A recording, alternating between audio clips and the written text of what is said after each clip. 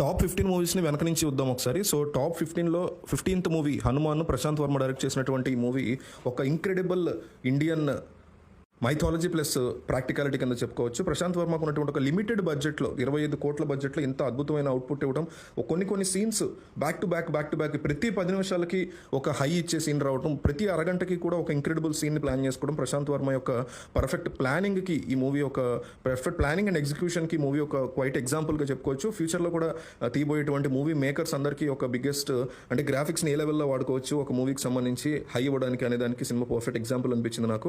Top 14 వచ్చేసి మనకి the brutalist. ఈ మూవీ ఒక అమెరికాలోకి వచ్చినటువంటి ఒక ఇమ్మిగ్రెంట్కి సంబంధించినటువంటి ఫిలిం. ఇందులో విజువల్స్ నన్ను బాగా ఆకట్టుకున్నాయి. సినిమాటోగ్రఫీ వర్క్ చాలా బాగుంటుంది.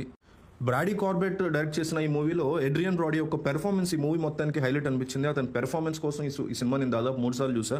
దాదాపు ఈ మూవీ 3.5 గంటలు రన్ టైం ఉంటుంది. అయినా కానీ ఎక్కడ బోర్ అనిపించలేదు. దాదాపు 4 hours ఉన్నట్టుంది, అయినా ఎక్కడ బోర్ అనిపించలేదు.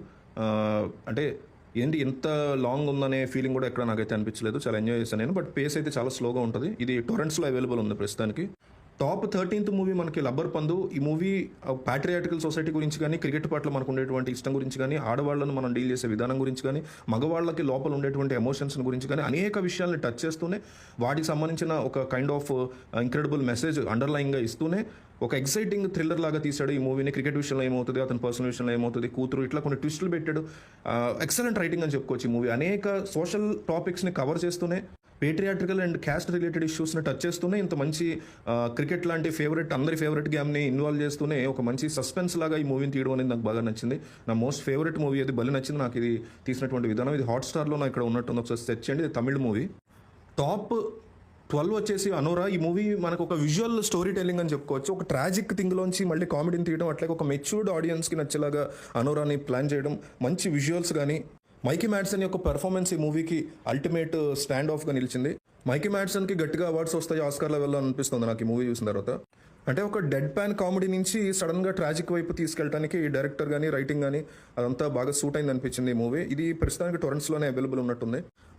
టాప్ 11th మూవీ మనకి లాపతా లేడీస్ చాలా క్యూటెస్ట్, సేమ్ టైమ్ మంచి ఫన్నీ మూవీ కింద మనం దీన్ని కన్సిడర్ చేయొచ్చు. చాలా క్యూట్గా ఉంటుంది సినిమా, అట్లాగే చాలా ఫన్నీగా ఉంటుంది. పేట్రియాటికల్ సొసైటీలో విమెన్ని ఇండియాలో ఎట్లా డీల్ చేస్తారు చాలా ప్లేసెస్లో అనే దాన్ని ఎక్సలెంట్గా టాప్ నాచ్గా చూపించాడు. దాన్ని బాగా డిజైన్ చేసుకున్నాడు. ఎంతసేపు సొసైటీలో ఉన్నటువంటి ఇష్యూస్ని హైలైట్ చేయకుండా దాన్ని కామెడీ వేలో హైలైట్ చేయడం అనేది రైటర్ కానీ డైరెక్టర్ కానీ రాసుకున్నటువంటి సిచ్యువేషన్. విలేజెస్లో సిచ్యువేషన్స్ ఎట్లా ఉంటాయి, విలేజ్లో నడిచేటువంటి కథ ఎట్లా ఉంటుంది, పోలీస్ మ్యాన్ పవర్ని ఎట్లా యూజ్ చేస్తారు, ఇవన్నీ కూడా నెగిటివ్ని చూపిస్తూనే దాన్ని చాలా ఫన్నీ వేలో చూపించడం అనేది డైరెక్టర్ యొక్క అప్రోచ్ చాలా బాగా నచ్చింది నాకు.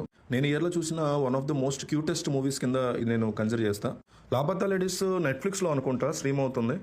టాప్ 10th మూవీ వచ్చేసి సరిపోదు శనివారం. నానిది. నా most favourite director Vivek Athreya direct చేశాడు. వివేక్ ఆత్రే లాంటి ఒక డైరెక్టర్ ఒక కమర్షియల్ స్లాగ్ని రాయాలనుకుంటే, ఒక కమర్షియల్ ప్లాట్ని బిల్డ్ చేయాలనుకుంటే ఎంత బాగా బిల్డ్ చేస్తాడు అనేది నాకు పర్సనల్ లెవెల్లో విపరీతంగా నచ్చినటువంటి సినిమా. ఈ ఇయర్లో వచ్చిన తెలుగు సినిమాల్లో నాకు బాగా నచ్చినటువంటి సినిమా ఇది. డిఫరెంట్ క్యారెక్టర్ ఆర్క్స్ మాత్రం రాసేటువంటి ఒక ప్రొఫౌండ్ క్లాస్ డైరెక్టర్ ఒక్కసారిగా కమర్షియల్ మూవీని రాయాలి అనుకుంటే ఏ లెవెల్లో రాయగలుగుతాడు అనేది ప్రూవ్ చేసుకున్నాడు. తనకి తాను అవ్వాల్సిన దానికంటే కాస్త తక్కువే కమర్షియల్ హిట్ అయింది. బ్రేక్ ఈవెన్ అయినా గట్టిగానే అయినా కూడా నేను ఇంకా చాలా పెద్ద హిట్ అవ్వాలి మూవీని ఎక్స్పెక్ట్ చేశాను. వివేక్ ఆత్రేయకి ఈ కైండ్ ఆఫ్ రైటింగ్ తను ప్రూవ్ చేసుకోగలిగింది. చాలా హ్యాపీ ఫీల్ అయ్యే మూవీ. ఇది నెట్ఫ్లిక్స్లో స్ట్రీమ్ అవుతున్నట్టుంది. టాప్ 9th మూవీ మనకి ది వైల్డ్ రోబోట్. ఒక రోబో, రోజ్ అనేటువంటి ఒక రోబో కొత్త ప్రదేశంలోకి ఒంటరిగా వచ్చేసి పడిపోతే ఆ రోబో యొక్క సిచ్యువేషన్స్ ఎట్లా ఉంటాయి, అక్కడ ఉండేటువంటి నేటివ్ యానిమల్స్తో ఎట్లా డీల్ చేస్తుంది ఆ రోబో అనేటువంటి కాన్సెప్ట్. నాకు ఇన్సైడ్ అవుట్ 2 కూడా నచ్చింది, కానీ దానికంటే యానిమేటెడ్ మూవీస్లో ఇయర్ నాకు ఇదే నచ్చింది. డ్రీమ్ వర్క్స్ యానిమేషన్ వాళ్ళు అసలు తిరుగులేని పీక్స్ ఆఫ్ యానిమేషన్ ఉంటుంది వాళ్ళది. అది అంతా ప్రూవ్ అయింది మూవీలో. ఎమోషన్ కూడా బాగా కనెక్ట్ అయింది అనిపించింది. ది వైల్డ్ రోబో ప్రైమ్ వీడియోలో ఇది స్ట్రీమ్ అవుతుంది, చూడండి. మేము చదువుకునే రోజుల్లో చూసినటువంటి తారే జమీన్ పర్ మూవీ నాకు గుర్తొచ్చింది. టాప్ 8 అదే మనకి. 35 ఒక చిన్న కథ కాదు. నివేతా థామస్ని కానీ ఆ టీం మొత్తాన్ని మెచ్చుకోవాలి. బ్రహ్మాండం అనేటువంటి స్టోరీని తీసుకున్నారు. తెలుగు సినిమా ఆడియన్స్ ఎప్పుడు చూడనటువంటి ఒక చిన్నపిల్లల సినిమాని అందంగా అద్భుతంగా చూపించారు. అవ్వాల్సిన దానికంటే చాలా తక్కువ హైప్ ఉంది ఈ సినిమాకి. వెరీ సాడ్ అని చెప్పుకోవాలి. One of the finest movies ఇది. మీకు ఆహాలో స్ట్రీమ్ అవుతుంది. పిల్లలతో సహా చూడండి. పిల్లలున్న తల్లిదండ్రులు పక్కగా చూడాల్సినటువంటి సినిమా. చాలా ముద్దుగా, చాలా నీట్గా మనం పిల్లల యొక్క పెంపకం గురించి కానీ చాలా అద్భుతంగా చూపించారు. సాంగ్స్ కూడా చాలా బాగుంటాయి. ఎస్పెషల్లీ నీలి మేఘములలో సాంగ్ ఈ మధ్యకాలంలో చాలా పెద్ద హిట్ అయింది ఈ మూవీది. మిస్ అవ్వకుండా చూడడానికి ట్రై చేయండి. ఆహాలో స్ట్రీమ్ అవుతుంది. మనకి టాప్ 7 మూవీ వచ్చేసి సింగ్. ఈ మూవీ ఒక పవర్ఫుల్ డీప్ డ్రామా కింద మనం కన్సిడర్ చేయొచ్చు. జైల్లో ఉన్నటువంటి మీకు షాషంక్ రెడెంప్షన్ లాంటి మూవీస్ నచ్చిన వాళ్ళకి ఇది విపరీతంగా కనెక్ట్ అవుతారు. నా most favourite movie of all time ఆ మూవీ. సో దానివల్ల అనుకుంటా నేను సింగ్కి బాగా కనెక్ట్ అయ్యా. ప్రిజన్లో అంటే జైల్లో ఎట్లాంటి సిచ్యువేషన్స్ ఉంటాయి, ఎలాంటి క్రూయల్ పీపుల్ ఉంటారు, ఎలాంటి వైలెంట్ మెన్ ఉంటారు, అక్కడ జీవితం ఎట్లా ఉంటుంది అనే దాన్ని బంగారంలాగా చూపించాడు. అసలు భలే క్లీన్గా నీట్గా అక్కడ కూడా ఒక స్టోరీని బిల్డ్ చేయొచ్చు. అంటే ప్రిజన్ బ్రేక్ టైప్లో లేదు, అట్లా కానీ షాషంక్ రెడెంప్షన్ టైప్లో కూడా లేదు, కానీ కాస్త డిఫరెంట్ అనెక్టోడ్లో వెళ్ళాడు. ఇది నెట్ఫ్లిక్స్లో ఉందన్నారు సింగ్, మరి నాకైతే ఐడియా లేదు, ఒకసారి ట్రై చేయండి. యాపిల్ టీవీలో అయితే పక్కగా ఉంది. మనకి టాప్ 6 మూవీ వచ్చేసి కిల్. ఈ మధ్యకాలంలో ఇంత గొప్ప యాక్షన్ థ్రిల్లర్ చూడలేదు. మన జాన్ విక్ లెవెల్లో తీశాడు, జాన్ విక్ని మించి తీసాడు అనిపించింది నాకైతే ఒక పాయింట్లో. ఎందుకంటే చాలా తక్కువ స్పేస్లో, ట్రైన్ లాంటి ఒక తక్కువ స్పేస్లో ఇంత పెద్ద యాక్షన్ థ్రిల్లర్ని తీయడం ఇంపాసిబుల్ అనిపించింది. గ్రేట్ స్టంట్ మాస్టర్స్ని కానీ, ఆ టెక్నికల్ క్రూని కానీ, ఆ సినిమాటోగ్రఫీ పీపుల్కి కానీ దండం పెట్టేయచ్చు. ఈ టైప్ ఆఫ్ యాక్షన్ సీక్వెన్స్ అద్భుతమైనటువంటి పేస్, ఫుల్ ఫాస్ట్ పేస్లో ఉంటుంది. Second half of the movie complete fast పేస్లో వెళ్తూ ఉంటుంది, ఎక్సైటింగ్గా ఉంటుంది. ఇది యాక్షన్ మూవీస్ నచ్చే వాళ్ళకి, జాన్ విక్ లాంటి సినిమాలు నచ్చే వాళ్ళు కంపల్సరీ చూడండి. ఒకసారి చెక్ చేయండి గూగుల్లో ఎక్కడ ఉందో ఓటీటీలో. టాప్ 5 మహారాజ్, అబ్బా వాట్ ఏ మూవీ అసలు. ఇది మైండ్ బ్లోయింగ్ మూవీ. ఈ కైండ్ ఆఫ్ ఫిల్మ్స్ అనేవి డెఫినెట్లీ నేను ఇంకా ఎక్కువగా రావాలి. ఇట్లాంటి మూవీస్ అనేవి నేను కోరుకుంటా. చిన్నపిల్ల మీద అగాయిత్యాలు కానీ, ఆ థింగ్స్ని పేరెంట్స్ పడేటువంటి ఇబ్బందులు కానీ, ఇవన్నింటినీ క్రోడీకరించి బంగారులాగా తీశాడు సినిమా. మహారాజా అనేది అసలు ఎప్పటికీ మనం మర్చిపోలేని సినిమా. అండ్ విజయ్ సేతుపతి కెరీర్లోనే టాప్ 2-3 మూవీస్లో ఇది ఖచ్చితంగా ఉంటుంది. అంత గొప్ప సినిమా. ఇది నెట్ఫ్లిక్స్లో స్ట్రీమ్ అవుతుంది, అందరికీ తెలిసిందే. ఎప్పటివరకు కూడా ఎవరు చూడకపోయి ఉంటే మాత్రం మస్ట్ వాచ్ మూవీ ఇది. India's most young film maker Payal Kapadia తీసిన All We Imagine as Light అనే మూవీ ఇప్పుడు మనకి టాప్ 4th మూవీ కింద మనం ఈరోజు కన్సిడర్ చేస్తున్నాం. అయితే ప్రెస్టీజియస్ క్యాన్స్ ఫిల్మ్ ఫెస్టివల్లో ఇది గ్రాండ్ ప్రిక్స్ అవార్డుని గెలుచుకోగలిగింది.